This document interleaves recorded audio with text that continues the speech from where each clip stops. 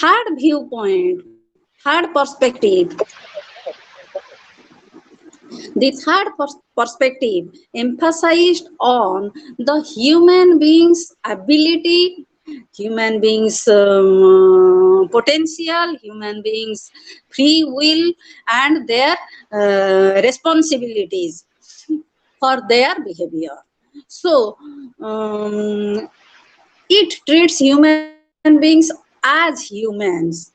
So, it is known as the third force in psychology. The third force of psychology is known as the humanistic viewpoint of personality. Okay, so humanists or humanistic psychologists, they view human beings in positive manner. So they include concepts like personal growth, openness to experience, personal responsibility, and they think that human beings are inherently good people. Okay, all of us are inherently good. So, this is in short humanistic perspective. There are two significant personality theorists who come under humanistic viewpoint or perspective. The first is Abraham Maslow. You must have heard his name, Abraham Maslow. Maslow focus upon potentials. They believe that humans strive for an upper level of capabilities. So humans seek the frontiers of creativity, the highest reaches of consciousness and wisdom. They have the potentiality and they have the tendency to become what Maslow labeled a fully functioning person. So Maslow calls this as a self-actualization. Actually, Maslow lists some needs which are hierarchically arranged. So this is known as Maslow's hierarchy of needs. These needs are arranged hierarchically in the shape of a pyramid. At the lowest level of the pyramid, there are physiological needs. Physiological needs which are basic or which are essential to be satisfied, which are required to be satisfied for if the animal is to survive. So they are essential for our survival. So at the lowest level of the pyramid are the physiological needs like our hunger, thirst, or sex, etc. Okay, they tend to be satisfied, but they become predominant when unmet. If satisfied, we do not think of these needs. We take them for granted. But if they are not satisfied, they become predominant. Okay. So above the physiological needs like hunger, thirst, etc., come the safety needs. Safety needs such as health and security. Once our hunger, thirst, or biological needs are satisfied, these safety needs come to forefront. Okay. Above the safety needs are the belongingness needs. It is our need to be loved. So, need for obtaining love or need to be in intimate relationship, close friendship. We need to be accepted by others or loved by others. So, this is belongingness needs. The next level above the belongingness needs are the esteem needs. Esteem needs include the need for recognition from others, achievement, self-esteem, etc., prestige, etc. And above the esteem needs are the highest level of needs, which is self-actualization needs. Self-actualization needs are self-fulfillment needs.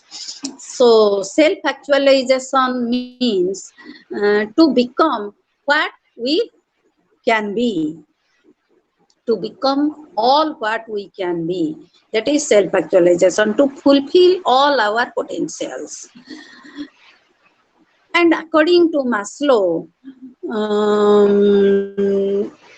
all of us have a tendency to self-actualize, have a self-actualization needs.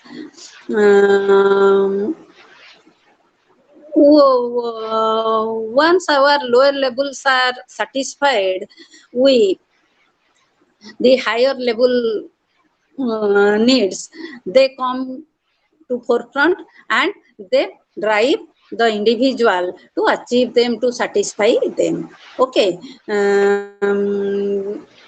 So Maslow believed that the survival needs, or the needs which are vital for our survival, such as the need for water, air, food, sleep, etc., biological needs. Uh, these needs are the most basic and instinctive needs in the hierarchy, and they need to be satisfied first. If suppose we are operating at a higher level of need, suppose now we are operating at, I think, esteem need, or we want to become what we become, anything, we are not operating at the physiological level. Okay, we are not concerned about hunger, we are operating at a higher level of need. But if our physiological needs are not satisfied, suppose I am working in my organization, okay, I am getting salary, and all my low level of needs are being satisfied. Oh, and I am working for working here because I am getting prestige, or I am getting satisfaction, and I am trying to fulfill my hobby, anything it may be. But suppose my employer stops my giving my salary, okay, he doesn't give my salary, I don't get any salary, what will I do? I may not be teaching here for my satisfaction of or for my fulfillment of my potential. I may try to release my salary, so my physiological needs will be then more prominent, so I may come back to lower level if situations arise. Okay, so the individual moves up and down during his lifetime. So these are the 5 needs originally suggested by Maslow. But later on, Maslow included 2 other needs above the esteem need and below the actualization needs. That means he included 2 more needs in between the esteem and actualization need. They are cognitive needs and aesthetic needs. Cognitive needs are related to our academic life. cognitive, if our cognitive needs is high or is prominent, we try to learn or to try to gather knowledge for the sake of knowledge. Just usually, what do? We are studying to get a job or to get good marks in the exam. So we don't study outside our course materials. We think what is why it is necessary to study so many things. They will not come in examination. So we are studying to get good marks so that we can get a job. But cognitive need suggests that or cognitive needs drive the individual to learn, to gather knowledge for the sake of knowledge. By knowing, the individual gets pleasure. Okay. And the other above the cognitive need, Maslow talks of aesthetic need. Aesthetic need. It is a need for order and beauty. It is typical of artistic people. Okay. So in later modifications of his theory, Maslow included these cognitive needs and aesthetic needs, and he placed them in between the esteem need and self-actualization need. Not only these two needs, he also added another need above the self-actualization need. It is self-transcendence need. Self-transcendence needs means once we are self-actualized, if our self-transcendence need is active, then we help others to self-actualize. We help others to become self-actualized persons. We help others to fulfill their potentials. Okay, that is self-transcendence need. And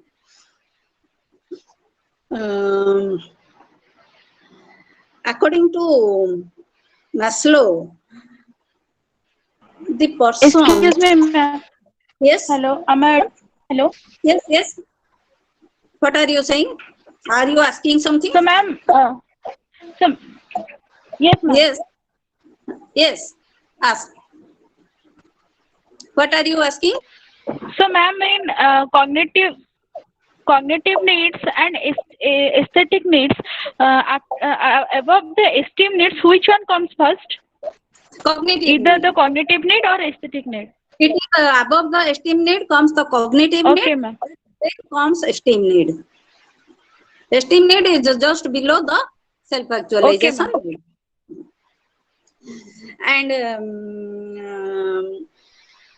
once, according to Maslow, once the Ma'am, is person, esteem need or aesthetic need? your physiological needs are at the bottom most level. Yes, Then ma'am. comes safety. Yes, ma'am. Then comes belongingness. Then comes esteem. Yes, ma'am. Then comes cognitive needs. Then comes aesthetic needs. AESTHETIC, aesthetic needs. Then comes self-actualization need. Then comes self-transcendence need. Okay. Okay. Are you clear? Okay, ma'am. Thank you, ma'am. Got you. Yes, Okay. ma'am. Okay. Yes, ma'am. Yes. So, according to Maslow, moving up and down and then back up can occur frequently in life. Times in a person's life in which self-actualization is achieved, at least temporarily, are called peak experiences. When the self-actualization is achieved, Maslow says that the individual is a fully functioning individual. But as I told you, we move up and down. So self-actualization needs may be satisfied temporarily. After achieving self-actualization, we may again come back to lower level of needs. So when the self-actualization needs are achieved temporarily, Maslow tells this as a peak experience. So peak experiences are times in a person's life during which self-actualization is achieved temporarily. Okay. Then Maslow categorizes these needs into deficiency needs and growth needs. Okay. Deficiency needs include the first 4 levels of needs. Okay, so the first 4 levels of needs, that is the physiological needs, safety needs, belongingness needs, and esteem needs, they are called deficit needs or D needs. D for deficiency. If we do not have enough of something of these needs, then it is said that we have a deficit. That is, we feel the need. If they are not satisfied, we feel the need. But if we get all we need, we feel nothing at all. Okay. Or in other words, they cease to be motivating. Once our hunger is satisfied, then we are not motivated by food. Okay, we don't want to have more food. So these are deficit needs. Maslow explains these needs work as homeostasis, the work operation of these needs in terms of homeostasis. You know homeostasis? Homeostasis is the principle by which the bodily system or bodily processes operate. Suppose when it gets too cold, homeostasis is like a thermostat in the fridge. If the temperature of the inside the refrigerator is too low or it is too cold, then the thermostat switches the heat on. So the temperature rises. And when the optimum level of heat is reached, then again the heat switch gets switch automatically becomes off. In the same way, human body, when it lacks a certain substance, then develops a hunger for it. When it gets enough of it, then the hunger stops. If we are thirsty, then we have a desire for water. Okay. When our thirst is quenched, then our desire is no more there. Okay. So it works like a homeostatic mechanism. It works on homeostatic principle. So all these deficiency needs, if they are satisfied, we do not want them more. But if they are not satisfied, we look for them. And the higher level of needs above the esteem needs are called growth needs. They are governed by our growth motivation. So the higher last level of needs are called growth needs. They are called the being needs or B needs. Okay, B for boy, B needs. Self-actualization is a B need. Our cognitive need, aesthetic need are B needs. These B needs or being needs or growth needs, as you may call it, these needs do not involve balance or homeostasis. They involve continuous desire to fulfill potentials, to be all that you can be. Okay. If you want to be truly self-actualizing, you need to have your lower needs taken care of, at least to a considerable extent. But for B needs, there is a continuous desire to fulfill. Okay, so B needs are called as growth needs. The question becomes what exactly Maslow means by self-actualization. To answer that, Maslow looked at the kind of people he considered self-actualized persons. Who are the self-actualized persons? According to Maslow, Maslow lists some person names whom he thinks that they are self-actualized, and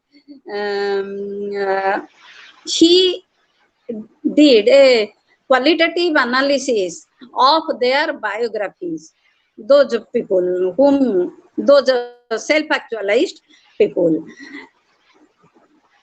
So he picked up historical figures like your Abraham Lincoln, Albert Einstein, Roosevelt, etc. He named some other people also, whom he thought to be self-actualized. He studied their biographies and he argues that these people are self-actualized. Okay, so Maslow also suggests some characteristics of self-actualized people. Self-actualized people are reality-centered, problem-centered. Actually, they emphasize on the means rather than ends, and they enjoyed autonomy.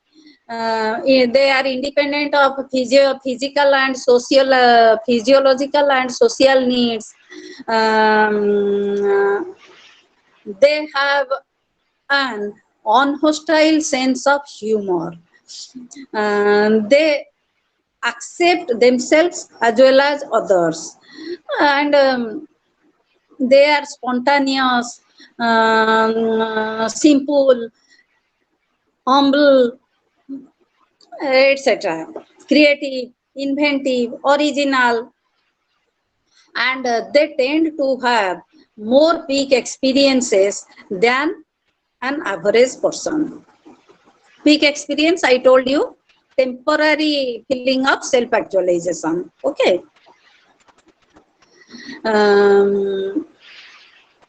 However, self-actualized people, according to Maslow, are not perfect people. They have also some negative characteristics. So, coming to evaluation of Maslow's theory, we may say that Maslow gives a positive picture of human being, and his unique contribution lies in his preoccupation with healthy people rather than sick people.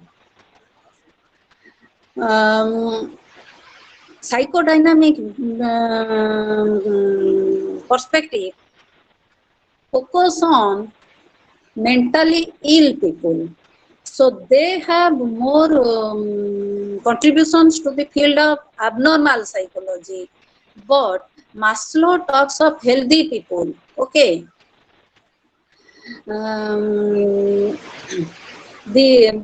Maslow's theory has also been criticized on the ground of his methodology. What did he do? He based his theory on the basis of the biography of some people whom he thought self-actualized. Okay.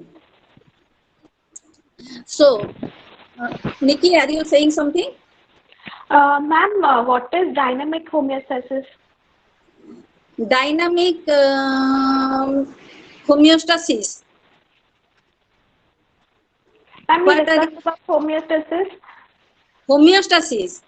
Yes, ma'am. Homeostasis is a mechanism which maintains a balance, which maintains an optimum condition within the body. Okay, Yes. whenever we have some deficiency or we lack something, our body tries automatically to make up it. Suppose we are hungry, body requires food. You must be, you must have experienced. Sometimes we have a craving for some type of foods. Okay, suppose we have a deficiency for a certain kind of vitamin. It's a vitamin B. Okay, so we have a vitamin B deficiency. If we have a strong vitamin B deficiency, then our body craves for food which are rich in vitamin B, so that we take vitamin B and the balance is maintained. Ma'am, We get, for the homeostasis has been divided into two parts, like static homeostasis and dynamic homeostasis. Like, can you share or are you aware of it? no, sorry, I cannot say. Dynamic homeostasis, I think it motivates you there or to do something to achieve the balance. Okay. To achieve the body balance. I think so. But sorry, No, ma'am, these considerations were by court level, so I think I can. I was a bit doubtful about it. okay, I will look into it. Thank you, ma'am. Okay.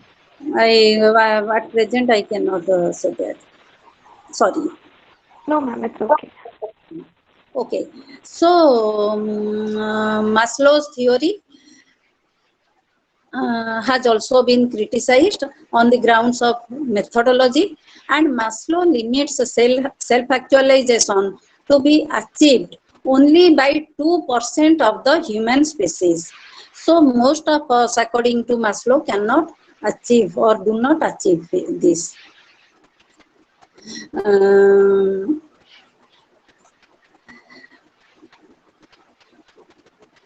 One we would discuss another humanistic theorist, that is Carl Roger. Mm, Carl Roger's theory is also very popular. Um, Carl Rogers rejected the behaviorists' argument that The behaviorists emphasize on observation of objective observation of behavior. Okay, but Rogers rejected the idea that the individual's behavior has to be observed by somebody else. Uh, okay, in order to understand the behavior of a person, some external agent or external person should observe it. He rejected that idea. He thinks that by suggesting objective observation of behavior, we assume that the person himself do not understand himself. So we need to observe him. But since they humanists, they believe in the ability, potentiality of human beings. He argues that the human being understands himself, and no one else can understand him better than he understands himself. Okay, so for the individual, the truth is what he experiences. Okay, so Rogers argues that the subjective experiences of the individual is important. If we want to understand a person or we want to study a person's behavior, we need to understand his subjective experiences. So he terms it the phenomenological world of the subject. So phenomenological world of the person. Phenomenology means study of experiences. So he emphasized on studying the phenomenological world of the person, inner life of the Hello, person. ma'am. Yes. Yes. Are you saying Ma'am, you are something? not audible. I am not audible. Hello? Sorry, Hello? ma'am. Hello. No, Hello? ma'am, you are absolutely audible. I guess Sumitra, you have some network errors. Mm. Hello. Hello? Ma'am, you are not audible. Hello. But the other people are the other people can hear me. I Hello, am ma'am. other people. I think you have some network problem. No. Now, can you hear me? Hello. Hello? Now you can hear me? Hello. Hello? No, Am ma'am. I audible to you? Hello? Hello? Hello? Am I audible to you now? Madam, you are audible. Hello, Maybe ma'am. Sumitra has some network problem. Okay. So, according to Rogers, we should start from the phenomenological world or the inner life of the organism. According to Rogers, the organism or the person is rational, he is trustworthy, he is inherently good, and all of us have a tendency to self-actualize. Okay. So, what is self-actualize? according to Rogers, Rogers theory is also known as a self theory. Rogers talks of two types of self, the real self and the ideal self. The real self is what the person thinks he is. Okay.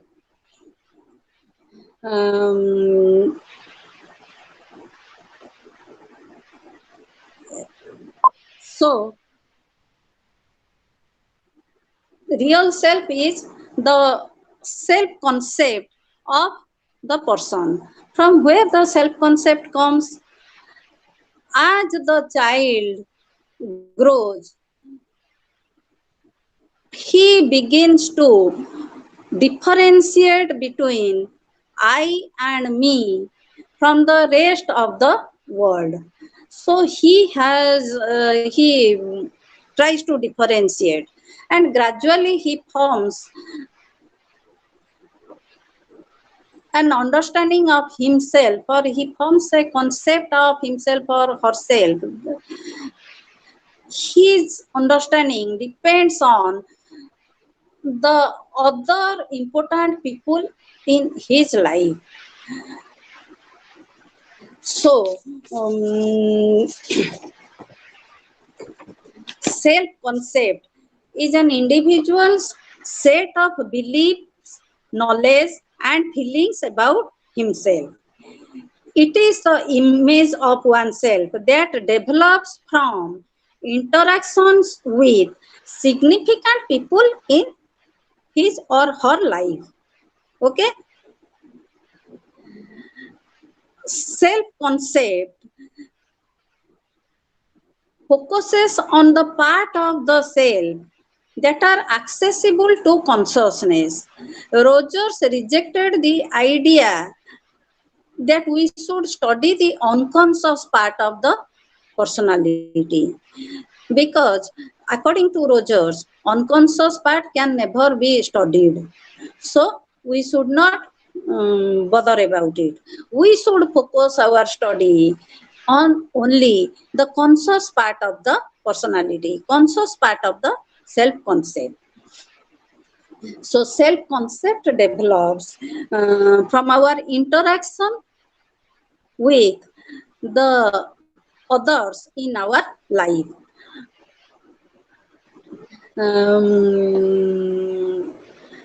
Rogers talks of two types of self, the real self and the ideal self.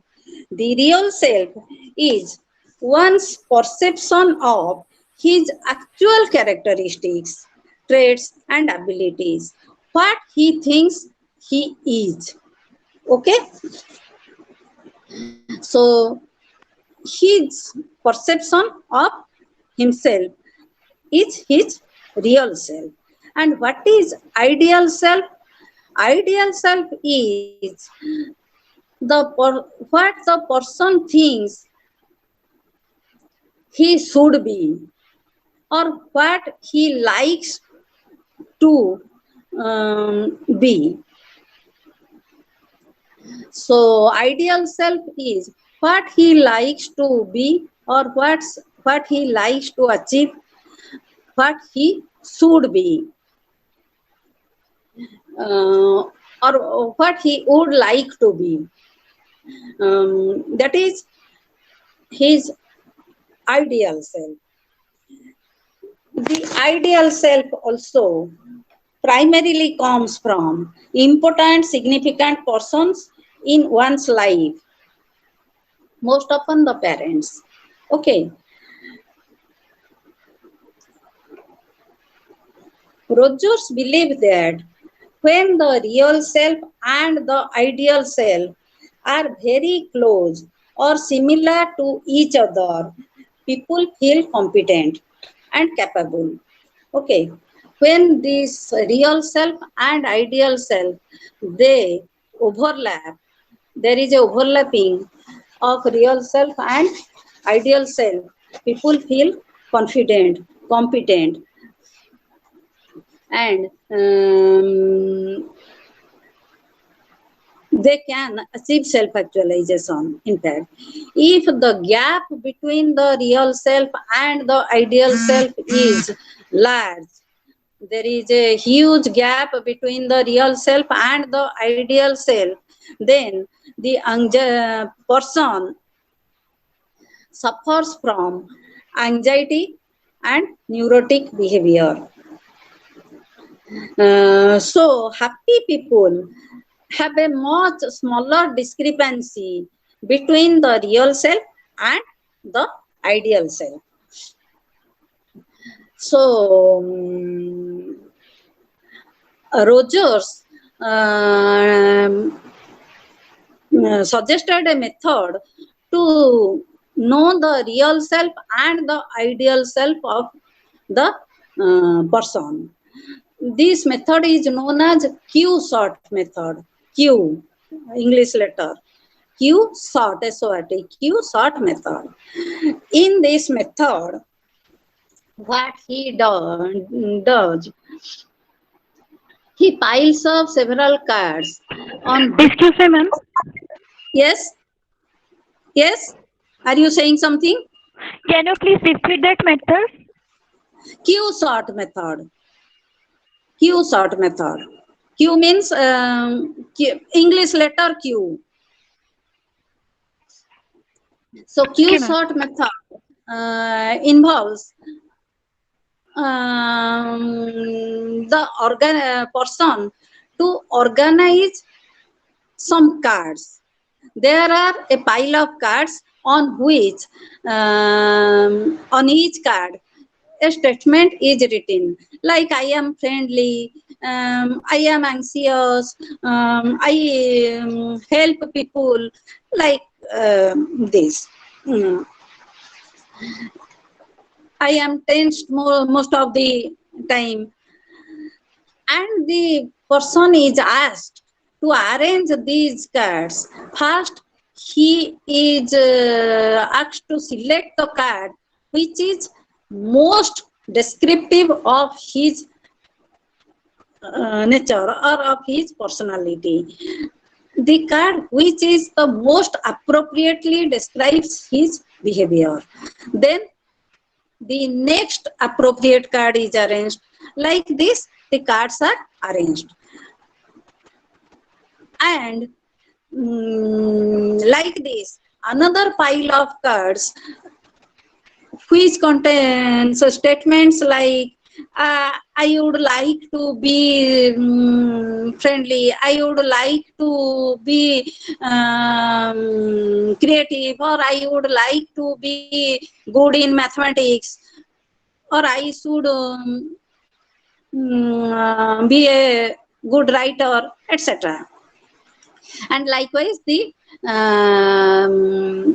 person is asked to arrange that pile of cards also. After the person arranges the two piles of cards, the psychologist, he finds out the correlation between the two piles of cards and tries to find out the gap between the two piles of cards. That's how we can know the discrepancy between his real self and the ideal self. That is Q-sort method.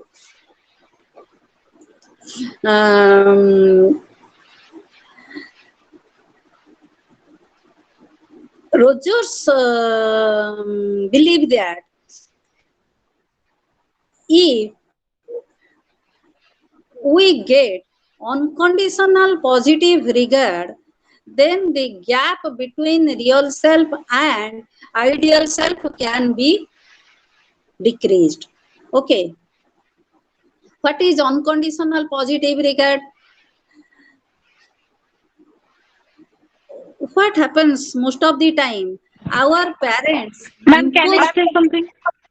Yes. Yes. Ma'am, I think unconditional positive regard is a therapeutic situation in which the client is treated well. Yes.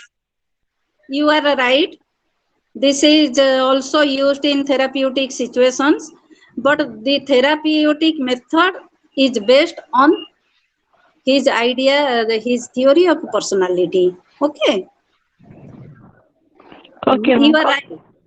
Unconditional positive regard is used in therapeutic situations also. But you see, what happens in our families? Often parents say the child, I will love you if you become fast in your, you stand fast in your class. Or I want you to be a doctor. If you are a doctor, what the child understand?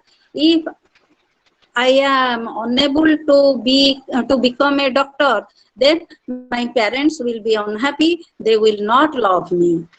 Okay, so the parents most of the time impose conditions on the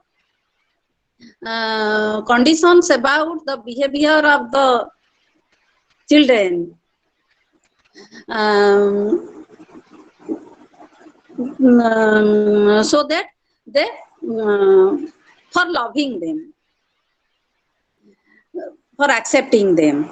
If you do this, I will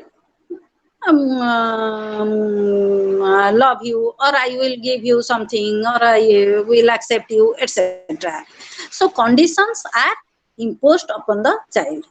Suppose from these conditions the child develops his or her ideal self. I should be a doctor, I should stand fast in my class, I should be good in mathematics, etc. So I should not argue with my elders. Such type of shoulds constitute the ideal self of the child. But his real potentialities may be something different. Suppose I want to be or I want to study literature, but my parents are um, pressing me to study medicine. So the parents want that I should be a doctor, but I myself like to study literature, and I know that I am good in literature. So what will happen? There will be a gap between our between my real self and the ideal self. So if parents do not impose any conditions, they accept the child as he or she is, then the child can become what he wants. The child will go to satisfy his interests, to fulfill his potentials. So the gap between real self and ideal self will be less, isn't it? So the, but this doesn't mean that the child will approve all the child's the parents will approve all the child's deeds. Suppose the child does some mistakes, the duty of the parents is, according to Rogers, is to explain the child, is to convey the child that we love you, but we do not approve of your behavior, but we love you. Whatever you do, we love you, we accept you as our child, but we do not approve your behavior. So you change your behavior, but we still love you. So there is a difference between me and my behavior. Okay. And Rogers emphasized that there should there is to be a, there should be a matching between what I think of myself or my self concept and my actual behavior. So my self concept and my actual behavior should not be different from each other. Rogers terms or uses the word congruity for this. Congruity means matching between my self concept and my behavior. If my behavior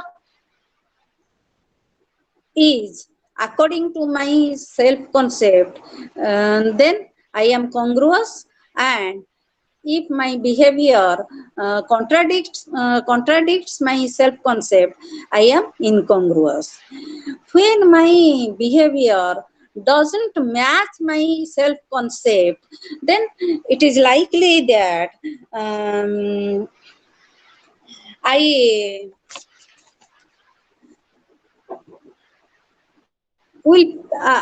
will feel uncomfortable. A state of incongruence is always uncomfortable. So, what I will do, I will try to achieve congruence, because incongruence or incongruence is uncomfortable. Suppose I am incongruent. My behavior is incongruent with my self concept. So I am uncomfortable. I will try to achieve congruence. Then what I will do, Rogers says that I will change my perception. I will resort to use of defense mechanism. I will respond defensively, because my behavior is not is doesn't go along with my self concept. So I respond defensively. So Rogers talks of two types of defense mechanisms. First is denial, and the second is distortion. Denial is refusing to accept at the conscious level that the experience happened, that actually I behaved in such a manner. Okay, so denial is refusing the actual experience. Actually, I behave in a contradictory manner. I am refusing to accept. That is denial. And distortion occurs more often than denial. It involves misremembering the experience or distorting the experience to make it consistent with our self-concept, okay, or perceived self. So we distort the reality, or we misremember the reality in order to make it consistent with our self concept. Suppose I think myself as a very gentle person, okay, but I behave aggressively with you, okay. So my behavior, my aggression is contradictory to my self concept. I think myself to be very gentle, very polite. Okay. So if I deny it, I deny that no, I actually didn't behave aggressively. Actually, I didn't behave aggressively. See, my tone may be, my voice may be loud, might be loud. My voice might have been loud, but I didn't actually behave aggressively. But that is denial. And distortion means I distort the reality or misremember the reality. So I think I shouted at the person. Perhaps the person told me something. That's why I shouted at him. So it is the person who is responsible for my anger. So I am here distorting the reality or misremembering the reality. So we all want to achieve congruence. Then self-actualization, according to Rogers, is the motive that impels human beings to actions. We all have a tendency to self-actualize. We have an actualizing tendency which aims to develop all capacities in ways that maintain or enhance the organism to move it toward autonomy, or the tendency to be constructive, to be all what I can be, to be a self-fulfilling person. So self-actualization, when the gap between the ideal self and the real self is not there, the person becomes self-actualized.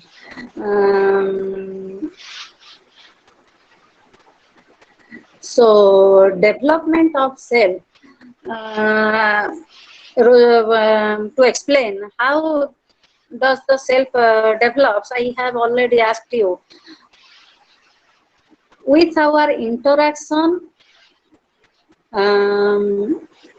with the significant people in our life, ourself, both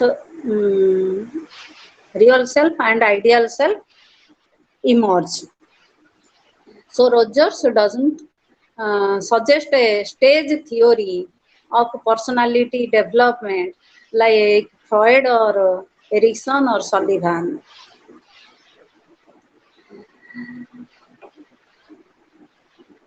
So for the development of self, Rogers recognize three important points. First, the child should feel that he is recognized, he is accepted. Second, the parents should not threat. Ma'am, can you repeat this, please? Okay, first, the child should feel accepted, should feel recognized. Okay, the parents should not threaten the child that they will not love him. So this child should not have a fear of loss of love. Okay, they should not, parents should not threaten punishment of loss of love. Okay. Third, the hostile or unacceptable behavior of the child must be clearly and unmistakably rejected and prevented.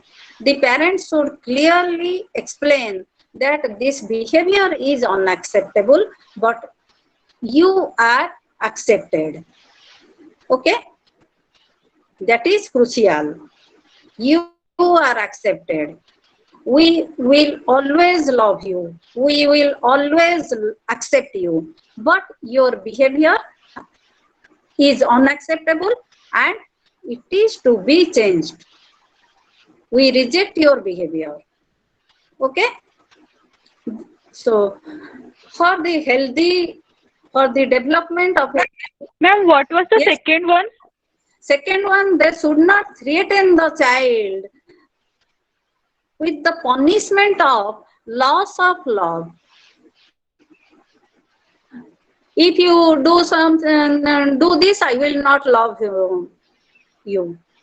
Sometimes mothers say to their children, if you do this, I will not be your mother.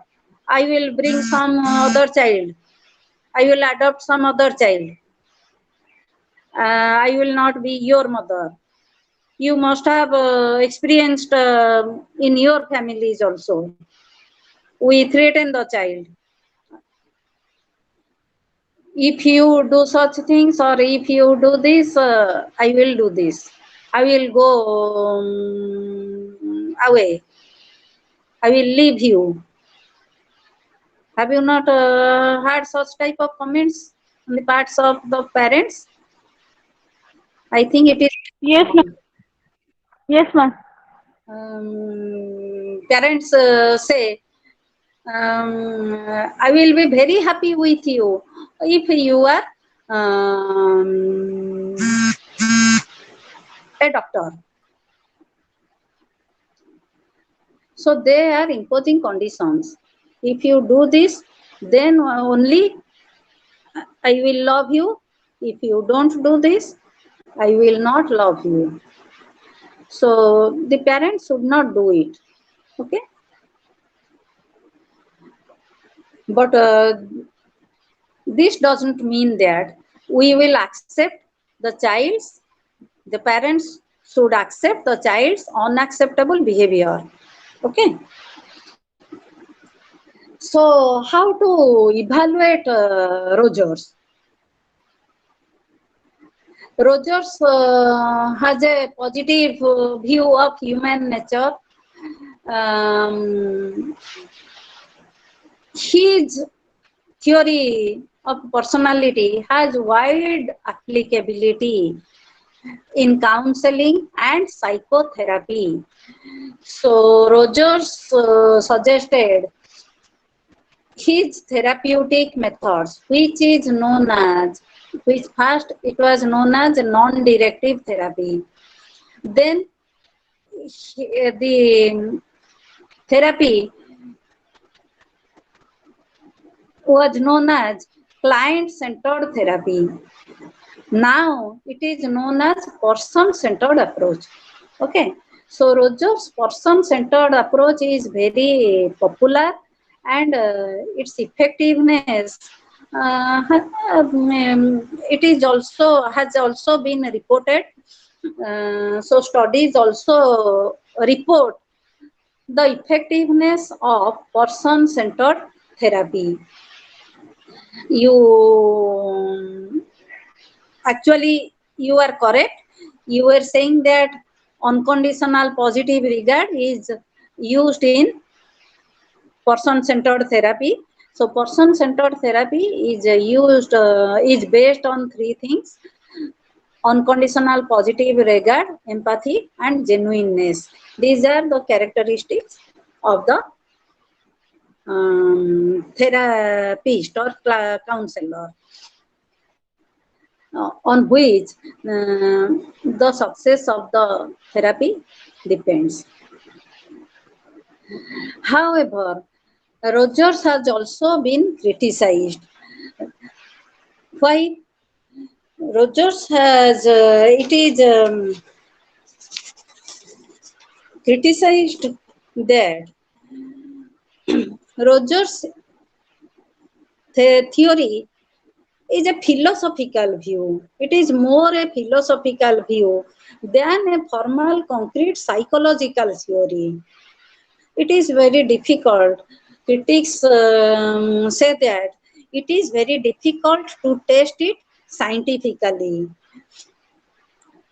Rogers advocate the importance of the study of phenomenology. Okay, how can we know the subjective experience of a person? How can we know? From the subject's own report, isn't it? So we are accepting here the whatever the subject is accepting is true, but this may not be the case. The subject may be reporting something else. As we know, in interviews and questionnaires, there is chance of taking the response. So we are um, accepting the subject's report as true. Whatever the subject is saying is true, but the subject in actuality might be faking. And psychoanalysts and also recent psychologists, they recognize the role of unconscious mind. But Rogers rejected. Rogers said that we should not study the unconscious mind. We should study the only the conscious mind.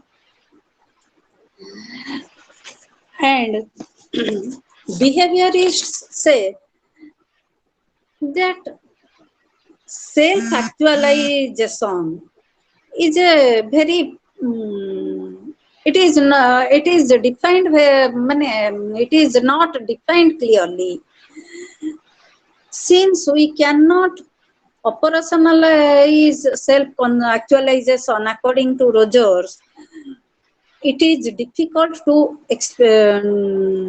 study it experimentally, to test it experimentally. From what behavior we will say that the person is self-actualized? It is not very clearly defined in Rogers' theory. And some critics believe that Rogers gives a very rosy picture of personality. Very rosy. Roger is very much optimistic.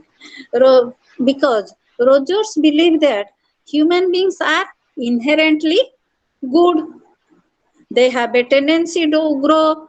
They have the ability to take personal responsibility for their behavior. They have the capacity to self actualize. So, by holding such a positive view of human beings, Rogers actually um, is not always correct, because there are some people like the psychopaths who are not inherently good. They are bad people. Terrorists, they are not doing anything good. So we cannot say psychopaths, we cannot change them. Psychopaths are inherently bad. So Rogers idea of inherent goodness of human beings is not always true. So Rogers is a very rosy, Rogers gives a very rosy picture of human nature, rosy theory. Okay, so this is what Rogers theory, and we have also discussed Maslow's theory. Have you any doubt? Have you any doubt? No, ma'am, we don't have. No, ma'am.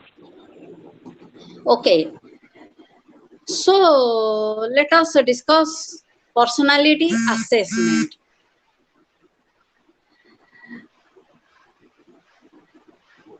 Why should we try to assess personality?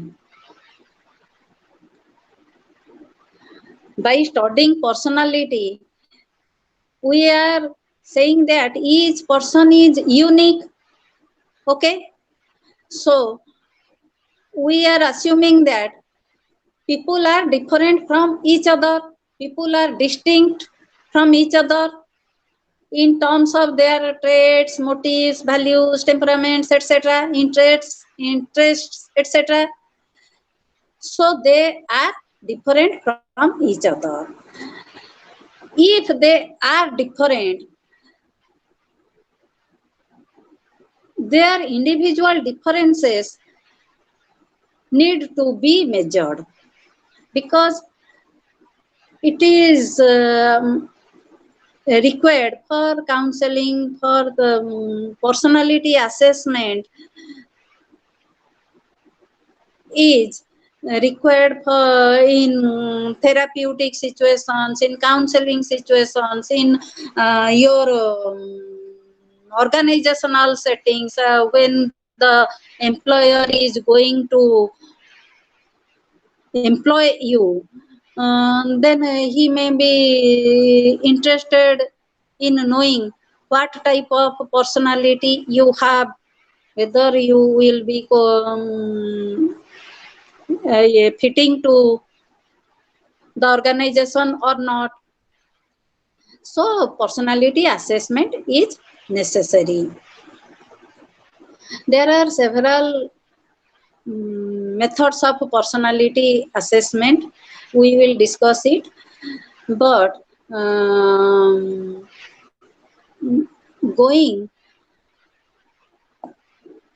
before the before going to the methods of personality assessment, we actually need to know some of the qualities of good some qualities of personality tests. Okay, personality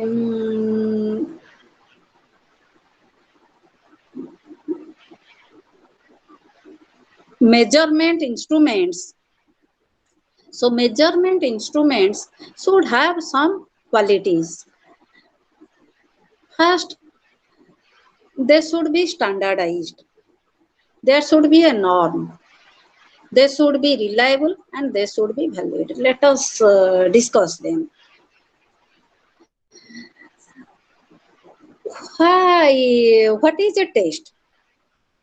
What we are going when we are going to measure or assess personality. There are some tests or some instruments which measure a single trait. Suppose anxiety scale. There is a anxiety scale.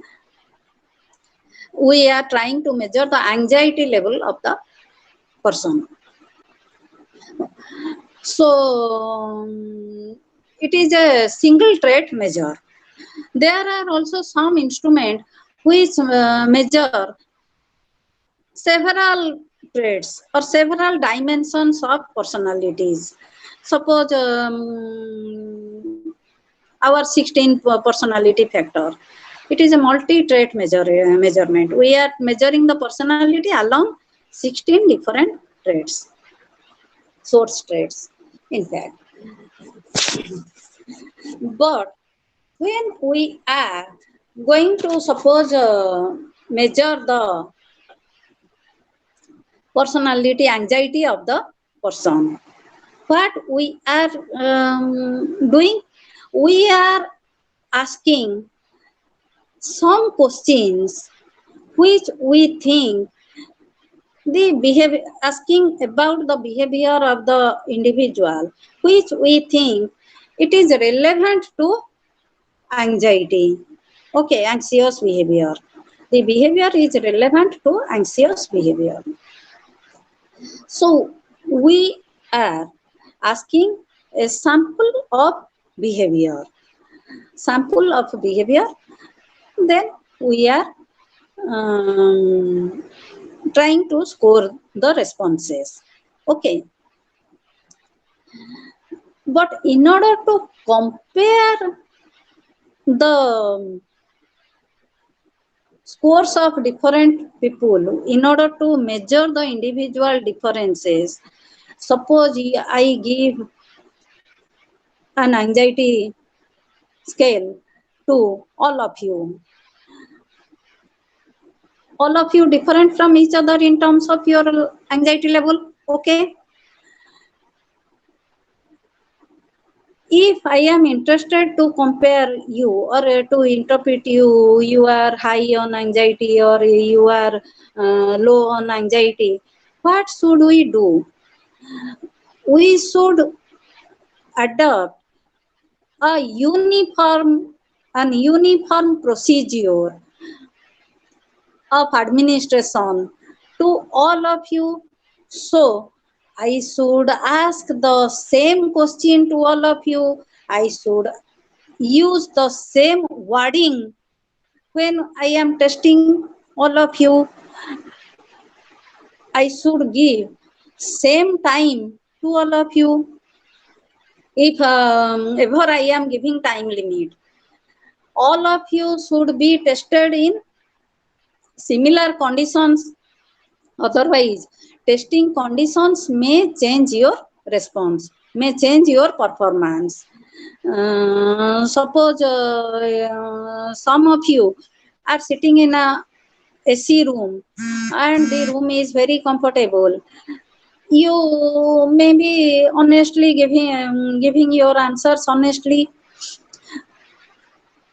On the other hand, if you are sitting in a room which is very hot and humid, the climate is very hot and humid, and you are sweating a lot, you are feeling irritated, then you may not give your honest answer. You may be thinking of, let me finish this test and go out of this room. Okay, so if this happens, I cannot compare the scores of both of you. Okay, so the procedure of administration of the test, the procedure of scoring the test, and the procedure of interpretation should be uniform for all who are taking the test. Okay, so there should be a uniform procedure of administration, scoring, and interpretation of tests. That is known as standardization of test. Okay, the test should be administered and a standardized procedure should be followed. The test constructor or the test developer who has developed the test, he usually prescribes the procedure of administration, what instructions are to be given, whether time limit is to be there or not, what should be the sitting arrangement, what should be the response pattern, all should be mentioned in the test manual. Usually the test developer gives all information regarding all these things in the test manual. Okay, so that is how a test can be optimally useful. So in order for test scores to become comparable, the test should be administered uniformly to all the takers, test takers. The person who is being administered the test is known as test taker. Then how can we compare the scores? Okay, suppose on the anxiety scale, which I administered on you, Nikki scored 25 out of 50 questions. Okay,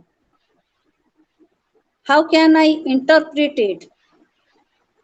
Nikki is having a very high level of anxiety or low level of anxiety or just an average level of anxiety. Ma'am, we generally set norms and conditions for the scoring of the test. I guess through that only we recognize the scoring, and then only we can compare the results. Very good. You are referring to norms. So there should be norms in order to compare the persons. Okay. If I want to actually interpret you, whether you are good at some trait or not, or to compare the scores of both the you and Supriya, we want norms. Okay. Norms is because the raw scores have no meaning, usually no meaning. Norms, how can we get norms? Norms depend on the average performance or the performance of average people in the population. How do we develop a norm? We administer the test to a large number of people and we find out the average performance. We find out usually the percentile. Very often we use the percentile. So percentile says us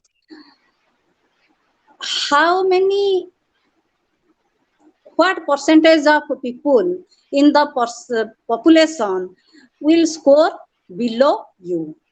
So from that we know we can interpret your score. Okay, if you have a percentile rank of 90, that means 90% of people score below you, then you are above, your anxiety level is above the 90% of people in the population. That means you are having a very high anxiety level. Okay, got it? Then the test should be reliable. Reliable means the test should yield consistent results. Suppose I administer you today and I find out that you are at 50th percentile, and on you Wednesday I administer 2 days, after 2 days I administer you again and I find out that your percentile rank is 80th. You are at 80th percentile. If I am not measuring the state anxiety, there is a difference between state anxiety and a trait anxiety. At a particular moment, I may be feeling anxious, but trait anxiety is more or less stable. We know that personality is stable. Personality is relatively stable. So traits are relatively stable. So if we are measuring trait anxiety, then this should not be the case. Today you are at 50th percentile and today after 2 days you are at 80th percentile.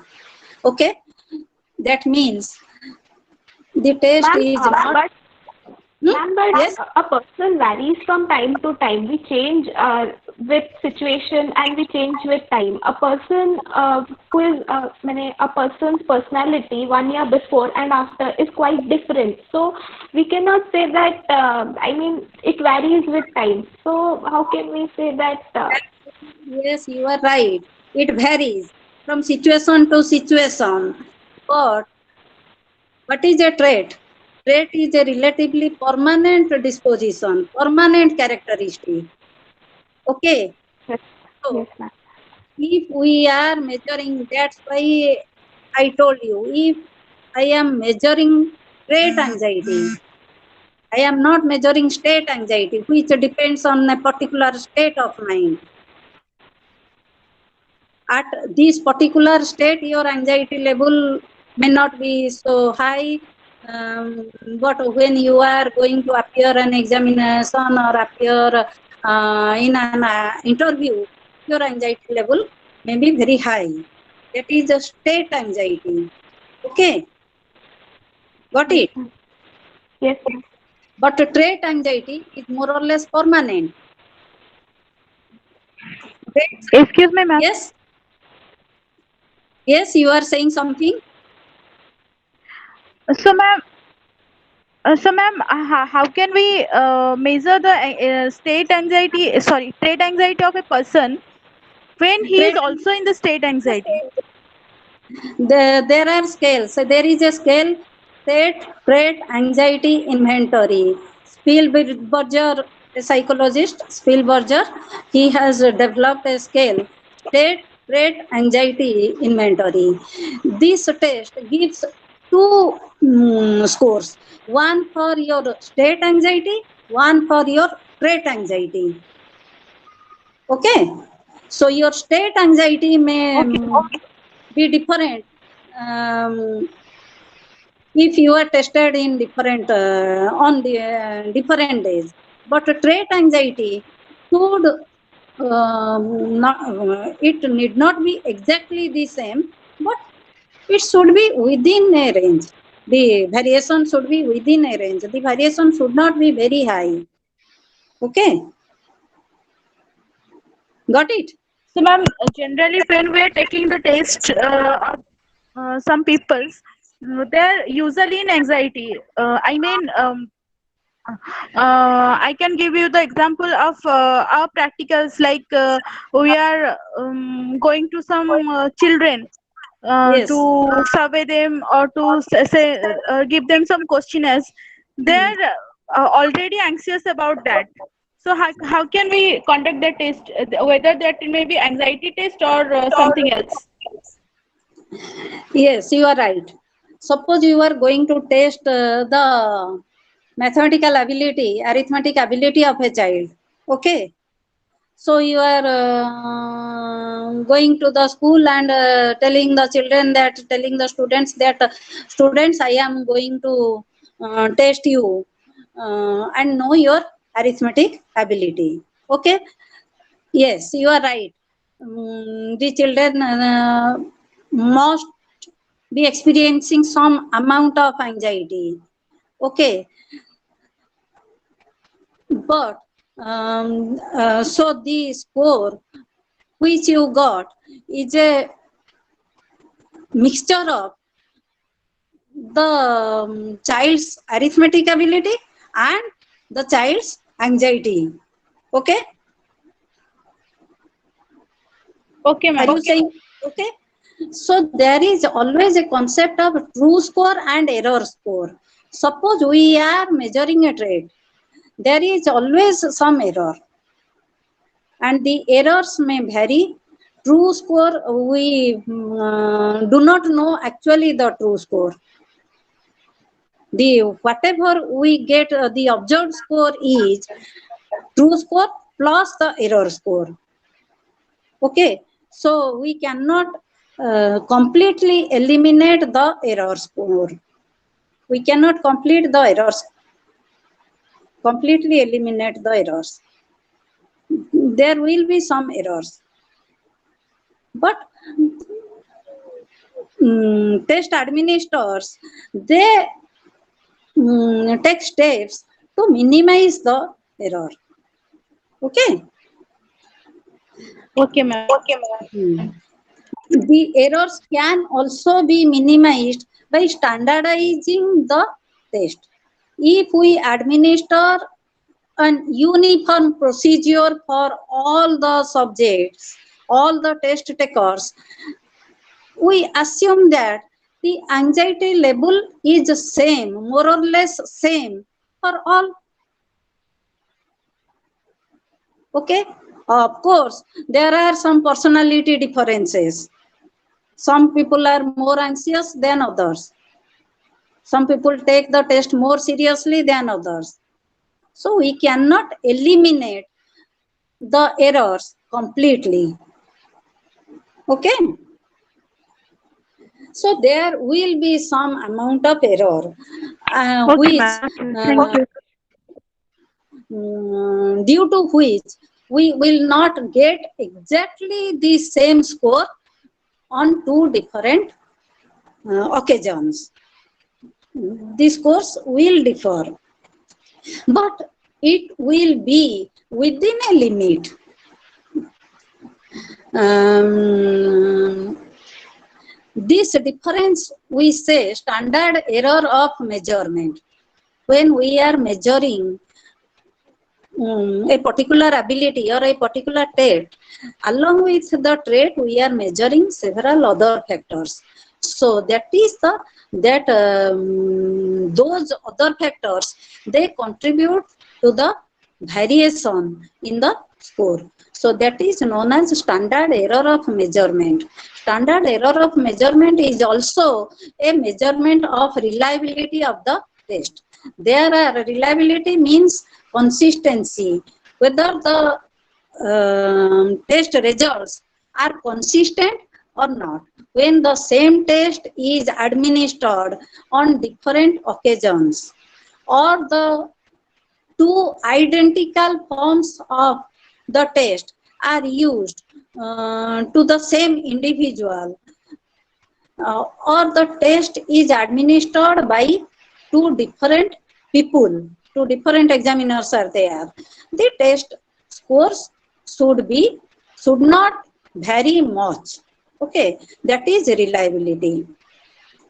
So the test should be reliable. There are several methods of finding out the reliability, which I think you will study in different papers. Test, retest reliability, split half reliability, parallel form reliability, interscorer reliability, and as I told,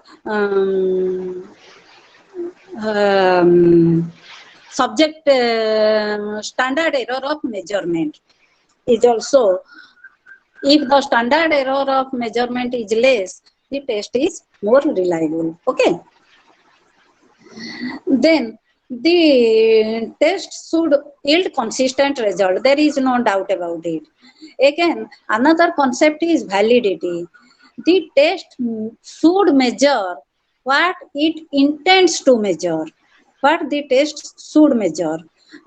So the test should be valid. There are also different types of validity: content validity, criterion related validity, construct validity, etc. And there are different types of measurement instruments. A very popular method of measurement is personality inventories. Personality inventories or questionnaires, they consist of several items, and the person who is being measured, or the test taker, is asked to indicate whether the statement is appropriate for him or not. Okay, or the extent to which the statement fits him, the statement describes him. These are personality inventories. Personality inventories are very easy to use, very easy to administer, very easy to score and interpret. Usually they are standardized, and they are having very high reliability and validity. But the difficulty with the personality inventories is that um, personality inventories depend on the self-report of the people. So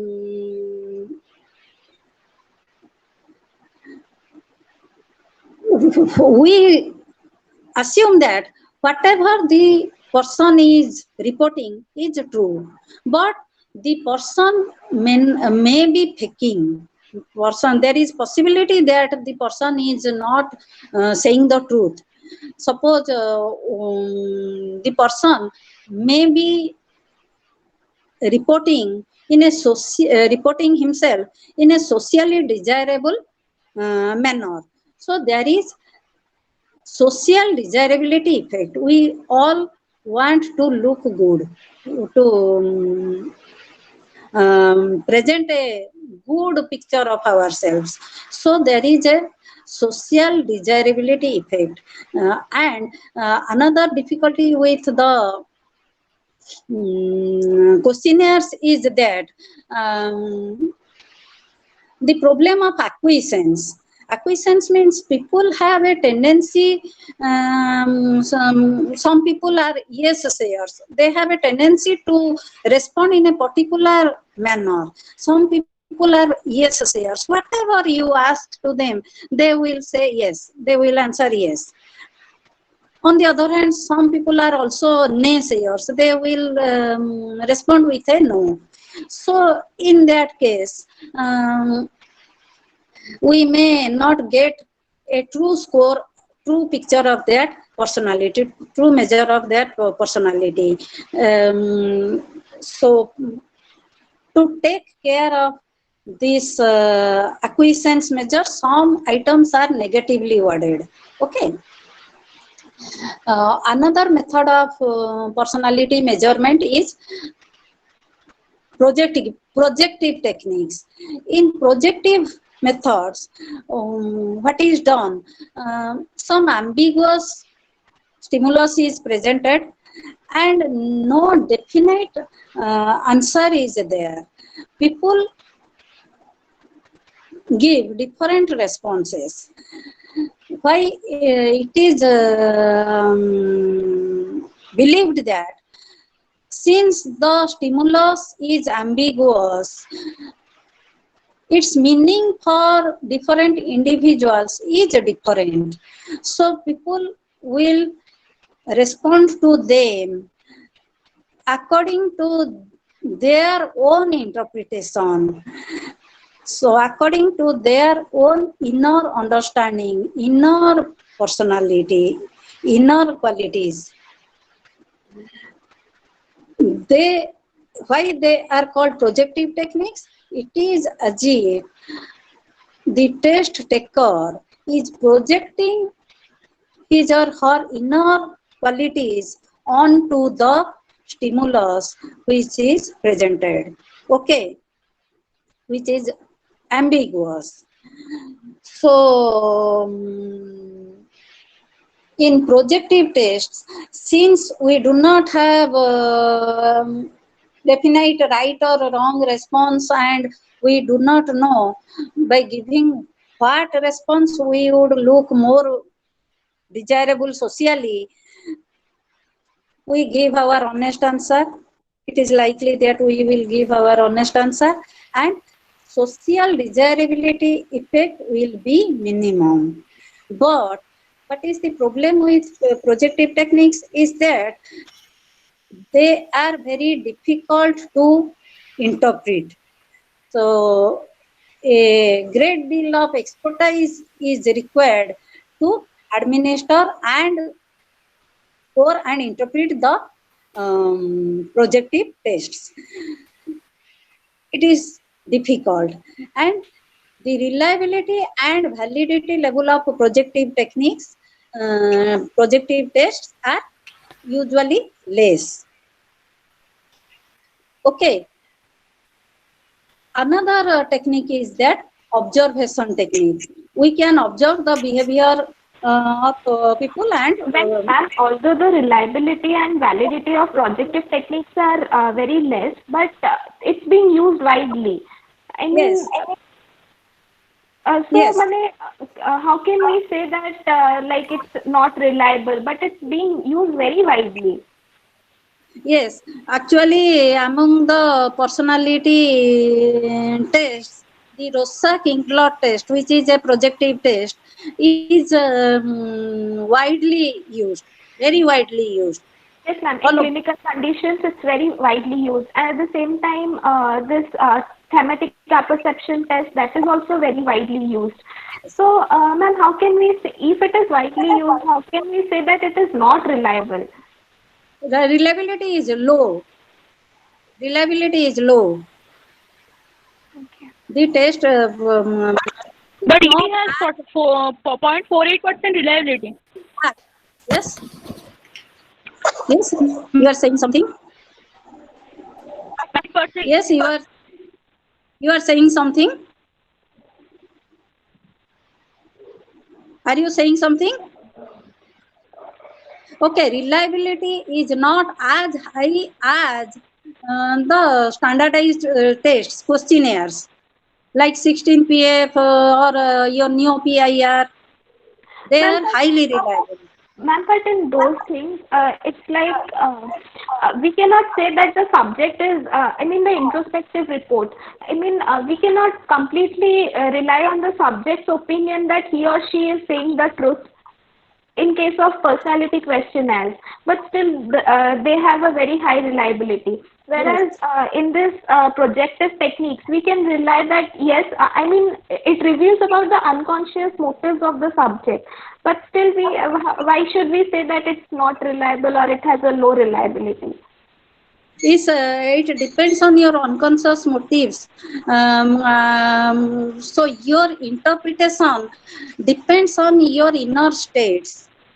Interpretation of the stimulus depends on your inner states.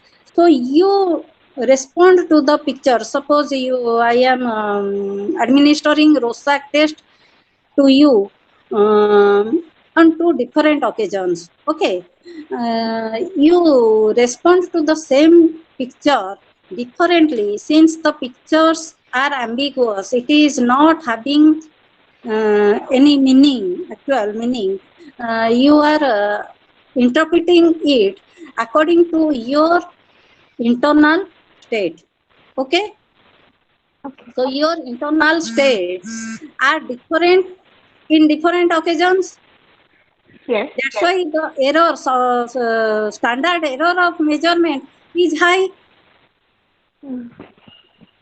Okay, it Yes, ma'am. measures your inner conflict, inner motives, no doubt about it.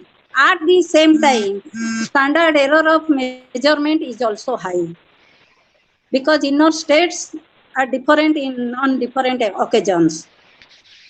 Okay, Yes, that's ma'am. why the reliability is less in comparison to the questionnaires.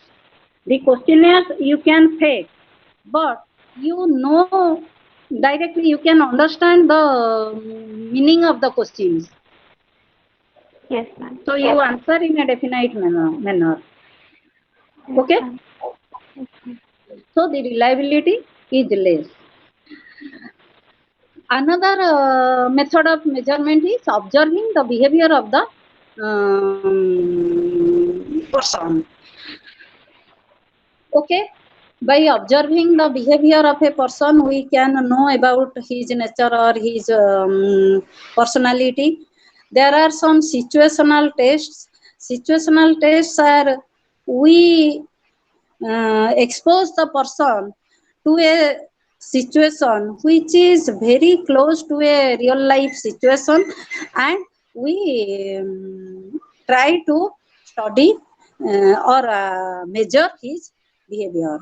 Suppose we want to study or measure, we want to measure honesty.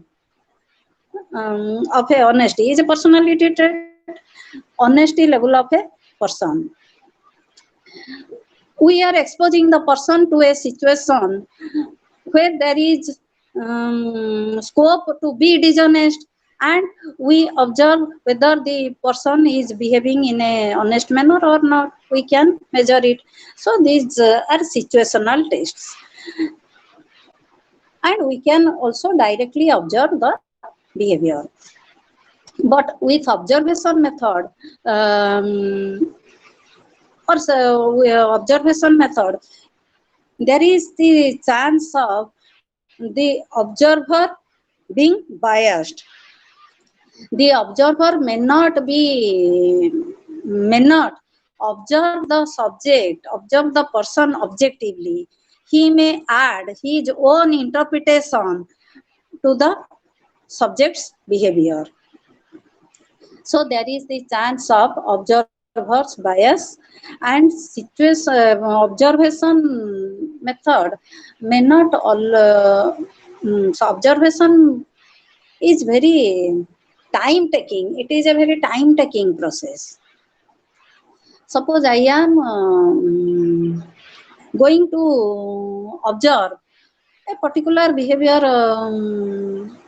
crowd behavior of a person. So I have to wait until a crowd is there, a person is in a crowd, and I want to observe him. Certain behavior may not be occurring frequently, so I have to wait for the behavior to occur. So it is a time taking process. And situational tests, they are also very expensive because we have to arrange the situation according to our choice. So it is very expensive. Okay. Another easy method is there, interview method. Interview method is we are directly asking the person, usually in a face-to-face situation, or it may be telephonic. Nowadays, the telephonic interviews are conducted. So we are directly asking for verbal response, oral response of the subject. Interview is easy, but interview the subject may not also give actual truthful answer, may not behave in a truthful way, he may be lying. And interview, particularly in a face-to-face interview, there is a difficulty which is known as halo effect. Halo effect. Halo, you know what is halo? It is the halo is when we see the pictures of gods, there is a lighted area behind them, their head. That is called halo. So we form first impression. Our first impression may influence our interpretations. Okay, so since we can see the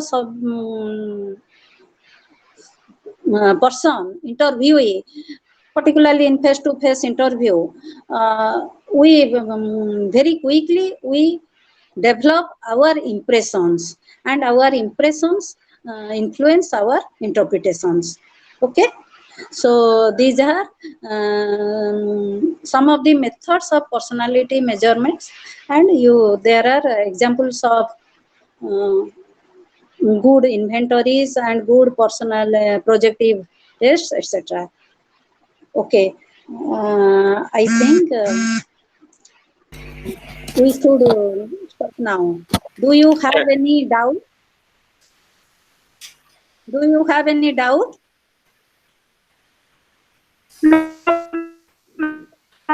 Okay. Do you have any doubt? Oh, probably nobody is having doubt. Hello, madam. Okay. Yes. Probably nobody is having doubt, madam. Okay. Then. So, madam, thankful to you for giving series of lecture in a scheduled time and 2 hour duration and discussions.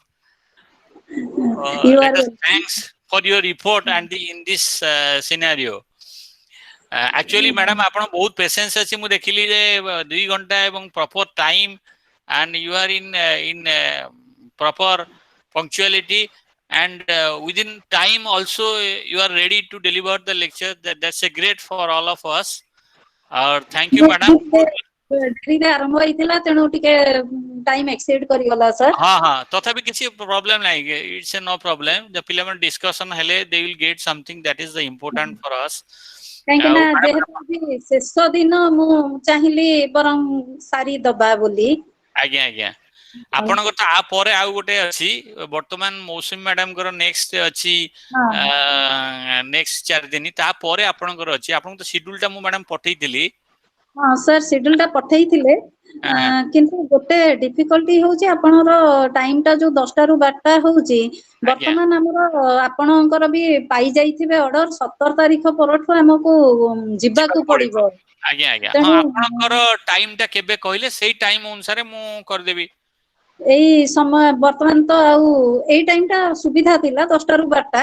ଆଜ୍ଞା କିନ୍ତୁ ବର୍ତ୍ତମାନ college ଗଲା ପରେ କେତେବେଳକୁ ଫେରିବା କେତେବେଳକୁ ଆସିବା ଏଇଗୁଡାକ ପୁଣି ରହିଯାଉଛି। ଆଜ୍ଞା ତେଣୁ କଣ ହବ ମୁଁ ଆପଣ ଯୋଉ କହିପାରୁନି। ଟାଇମ ଫ୍ରି ଟାଇମ ଯେବେ କହିବେ ଆମେ ସେଇ ହିସାବରେ ମ୍ୟାଡାମ ପିଲାମାନଙ୍କୁ ଇନଫର୍ମ କରିଦବୁ, ସେ accordingly your convention and will fix the time. Okay can you ମାନେ ବର୍ତ୍ତମାନ ପାଇଁ ଡେଟ୍ ସିଫ୍ଟ କରିପାରିବା, ଦେଖିବା କଣ ହଁ ହଉଛି ହଁ କଲେଜ ଖୋଲିଲା ପରେ। ଆଜ୍ଞା ଆଜ୍ଞା ଆଜ୍ଞା ଏନି କାହିଁକିନା ମୋମେଣ୍ଟ ୱି ଆପଣ can't be do before one day. ଯିବାକୁ ପଡିବ ଏଣିକି, ତାପରେ ଗଲା ଆଜ୍ଞା ପରେ କଣ ହଉଛି ସେଇଟା ଜଣା actually ପଡିବ। actually this order the secretary has given the order because I think this will shift. What we will do, go to the university, ସେଇଆ କଣ what କରିବା, is our job? ଯାହା ସେଠି କରିବା ଏଠି ମଧ୍ୟ କରିପାରିବା। ଏଠି ମଧ୍ୟ ଆପଣ ସେୟା କରିବା। ମାନଙ୍କର I do not know why in this situation they are allowing to go to the department, and they will some people will transaction from different area, so it will be corona is very difficult peak situation now. Now it will be after 2 months, you can say today I have got the news that 374 people have died in India today, yes and yes 10,000 people are affected in one day. Sir actually ସେ କହୁଛନ୍ତି social distancing ଯାଇକିରି maintain କରିବେ। It is very ସବୁ difficult. College ଗୁଡାକ sir Ravenshaw college ନୁହନ୍ତି କି Utkal university ନୁହନ୍ତି। ଆଜ୍ଞା ବହୁତ କଲେଜ ଅଛନ୍ତି ଯୋଉଠି ଗୋଟେ କମନ ରୁମ ରେ 50-60 ଲୋକ ବସୁଥିବେ ଆଜ୍ଞା ବା ମ୍ୟାଡାମ 30-40 ଲୋକ ବସୁଥିବେ ଗୋଟିଏ କମନ ରୁମ ରେ। କେମିତି ସେଠି ସୋସିଆଲ ଡିଷ୍ଟାନ୍ସିଂ ସେମାନେ ଇଏ କରିବେ? difficult madam difficult ହଁ social distance ସେମାନେ they will travel by the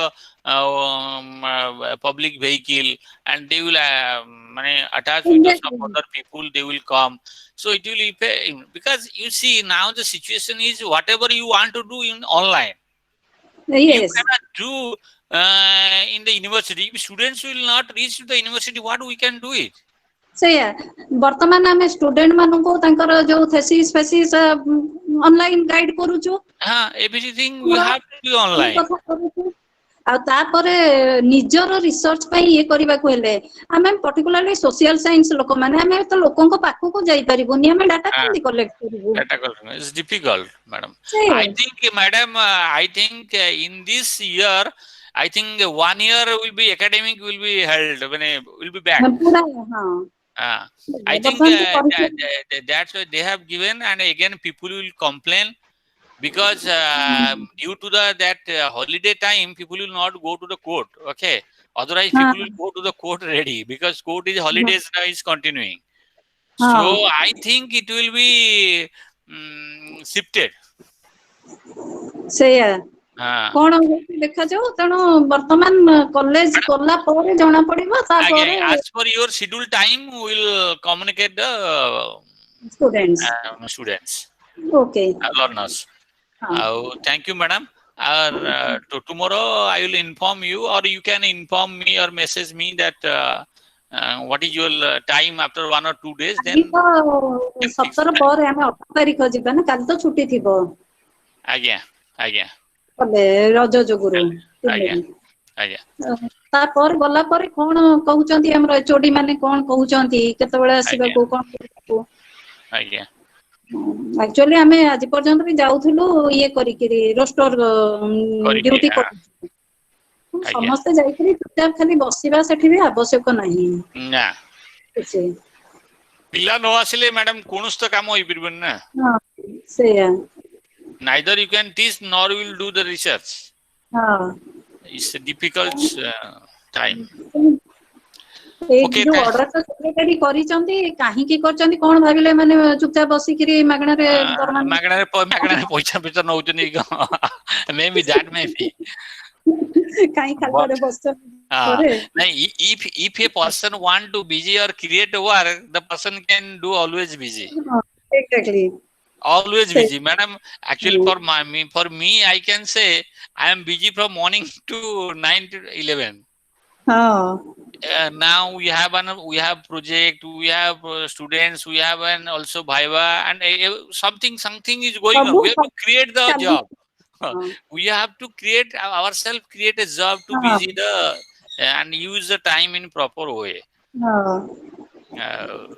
You know, they are thinking something negative. They are thinking something ହଁ negative. They are taking money and they are enjoying, but that is not like ହଁ that. Thank you, actually madam. they have a very negative view of teachers. Yeah. Thank you, madam. We Okay, will meet welcome. in after 4 days.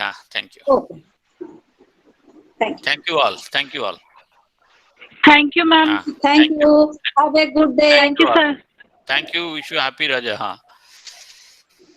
Have a You very too good have a day. good day, ma'am. Have a good day, sir. Thank you. Thank you.